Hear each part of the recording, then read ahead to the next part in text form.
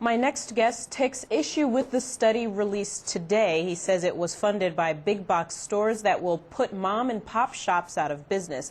Michael McKeon is the spokesman for the last store on Main Street. He joins us tonight from New York City. Thanks for joining me, Michael. Thank you. So this study produced by New Yorkers for Economic Growth and Open Markets found that allowing the sale of wine in grocery stores would create more than 6,000 jobs and raise about $71 million for the state in revenue annually. But you're calling it fiction. Why is that?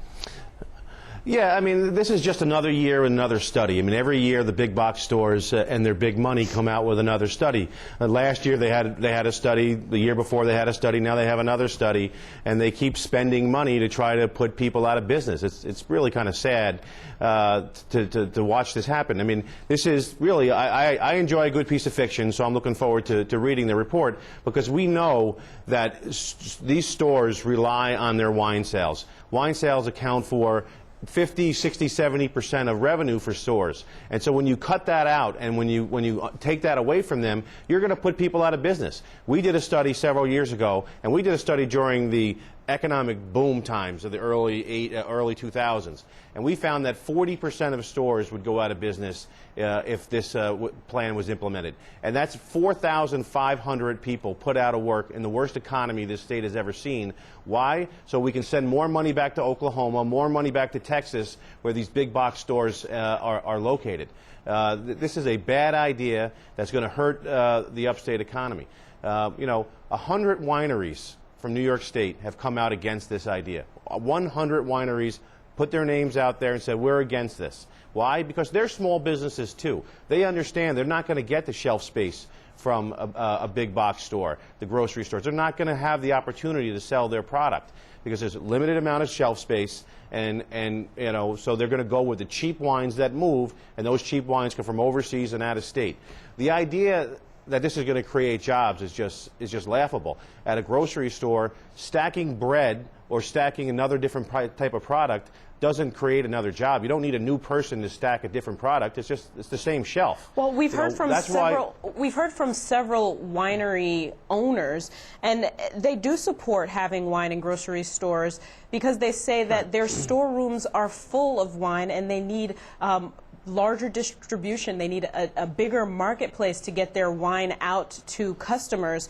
And we've also heard from a lot of residents who would like the convenience and option of going to a grocery store and picking up wine, after 9, 10 o'clock at night. Right. And, the state is in a tough economic spot right now, fiscal spot right now, and any revenue is good revenue. Are you afraid that this will pick up momentum? Not at all. I mean, first of all, a couple of things. There are a handful of wineries in favor of this. I'm sure there are. But there are over 100 wineries that are opposed to it because they think it's a bad idea. Joe Morelli was on this show last week, and Joe Morelli said that this is really a one-shot gimmick, that this is going to create revenue that you cannot use to sustain a budget. You're not going to cure budget problems with a one-shot revenue source. That's what killed the state as it is, created these problems. You're kicking the can down the road, you just create the problems later. So even Joe Morelli, a very strong supporter, gave a very honest assessment of on this show last week, where he said that this is really a one-shot and shouldn't be used to balance the budget. This is, and that said, I think this is I don't buy the numbers. I mean, when you're putting 4,500 people out of work, when you're closing stores all across the state, when you're hurting small wineries, I think that's bad for business. Now, this is a study that was bought and paid for by the big box stores to feed their greed and their need for more money. One of the interesting groups that we have against this on our coalition is the union workers at grocery stores. Right? These are the unions that represent workers at grocery stores. They understand that it's not going to create another job. It's not. You don't need another worker to stack wine as opposed to bread on a shelf. So even those people most intimately familiar with the grocery stores, the union workers, say this is a bad idea. So Michael, this is not going to. We don't have that much more time, but I'm just wondering, worst case scenario, they do find that there is a good amount of annual revenue that could come in from having wine in grocery stores. Is there anything else that liquor stores can do to make themselves more competitive, like have them also sell gourmet foods or snacks? No. I mean, first of all, I think the answer for New York wine, for New York, is to promote New York wines. New York State trails Virginia, trails Ohio, trails Washington, Oregon, California. We don't spend any money promoting New York wine. The key to lifting this industry is improving consumer demand. It doesn't matter where you can buy it if people don't want it. We need to educate New Yorkers. New York makes some great wine. High quality wine is made here in New York, but too often New Yorkers pick the California or the Oregon wine.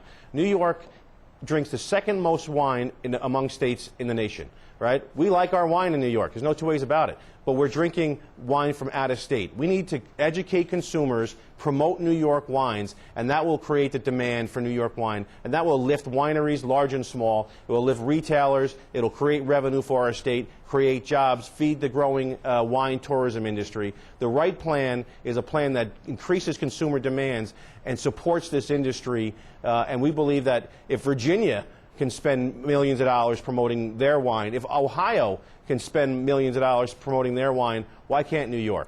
Right. Well, this is bound to be a conversation that continues throughout the budget process until we figure out whether or not it will be put into the budget, and I'm sure we'll be hearing from you again. Michael McKeon, thanks for your time tonight. Thank you.